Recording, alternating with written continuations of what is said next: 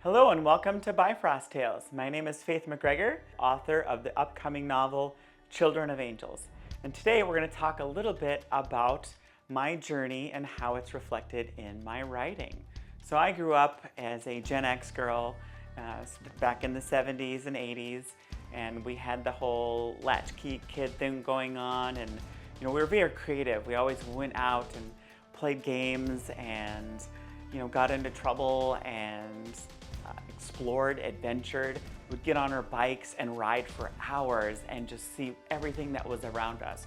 We would play games and make up games because we didn't have like Nintendo. So growing up in that environment, I was always thinking about cool stories, and I read a lot of books. I listened to records. I remember one of my favorite memories when I was little was I had these Spider-Man records, and I would listen to them in my bedroom about all the adventures of Spider-Man. In addition to Spider-Man, I read when I was little The Lord of the Rings, and to this day it is still my favorite story of any kind.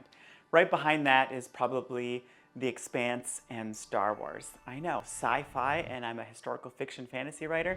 What's up with that? As I grew up, I learned more about the world and how it worked. I learned there was different types of people in the world. There was different experiences than mine.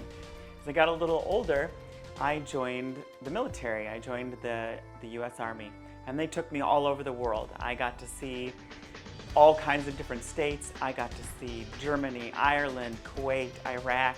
I was on a deployment that was almost 23 months long.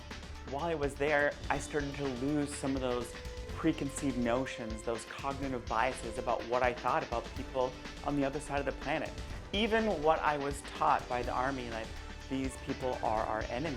One of the issues that I found in the early draft of my novels is that the light-skinned people were the good guys and the darker-skinned people were the bad guys, or the people from the north were the good guys and the people from the south were the bad guys. And as I got through editing and making more drafts, and all this life experience, it changed the way I was writing. It changed my stories. It changed my characters.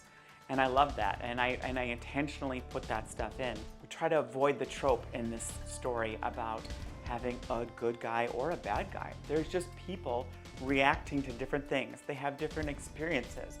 They may have trauma in one way that makes them act out a certain way. They may have a deep-seated fear about something, and that makes them act a certain way. My main character, Tyrus, he is holding a big secret, and it is gnawed on him for centuries. He finds himself in this story, in this set of circumstances, and he has to challenge that. He has to challenge his preconceived notions about his family and culture, and face his fears about what he thinks about himself and how others are going to view him.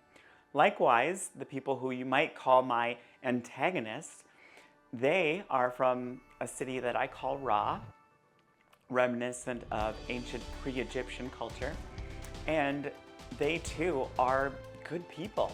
They are descended from the same people that my main character is. Like, they are in a sense just as much of a main character as anyone else in the story, and how they react to things, how they approach problems, how they deal with conflict.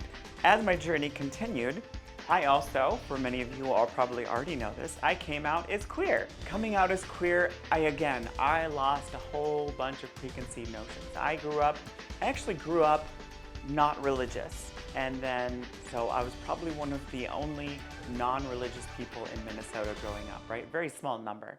And then as I got older, and I joined a youth group, and I became one of the church people. Reading the Bible and all its ancient stories were fascinating. Like they were almost as fascinating and entertaining as any mythology or any fiction story I had ever read. And so that shaped my writing too. I think their stories in there are fantastic, and they teach a lot of life lessons. So my journey growing up, not in the church, and then kind of finding the church in my teenage years and into my early 20s. I even went to school to become a youth pastor, if you can believe that. And I had a great time, right? But then over time, I started seeing some things I didn't like. And I'm not here to debate religion, but coming out as queer I lost a whole lot of friends, and I lost some support of some family, and things were just never the same after that. And so my characters are not just reacting to things, but they're being proactive, but not always in a good way. They see an issue and they want to move to solve it, but their biases start to get in the way on both the antagonist and the protagonist side. And you're going to see that. So as I was getting to the final stages of the book and I reached my beta readers, one of my beta readers had this really interesting comment. They said that they couldn't tell who the good guys were or the bad guys. They said it kept changing, and they liked that it kept changing, and they didn't know who to root for, so they were kind of rooting for everyone. And that's exactly the type of story that I wanted to write. So taking this whole journey from having kind of one specific worldview and then opening it up a little bit more as I got older and saw more life experiences, seeing a whole global perspective from the Army taking me around the world, and then coming out as queer and seeing how people treat people differently, really for no good reason. That whole journey is really kind of reflected in the book. So in the story, you have kind of one group, the children of angels, that are harboring a secret and they don't want people to know. And some of them may not even know themselves. And so how is that journey going to come out for them? How are they going to deal with discovering something about themselves that they didn't know? Anyway, I hope this very brief conversation has helped you kind of understand both myself as a writer and the story that is about to come out on April 5th everywhere. So if you have more questions, stay tuned. Click up the links below in the description to follow all my social media. You can go to faithmcgregor.com and sign up for the mailing list.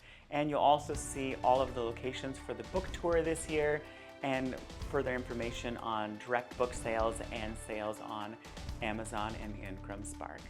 Thank you so much for joining me. Have a wonderful day, and we'll see you in the next one.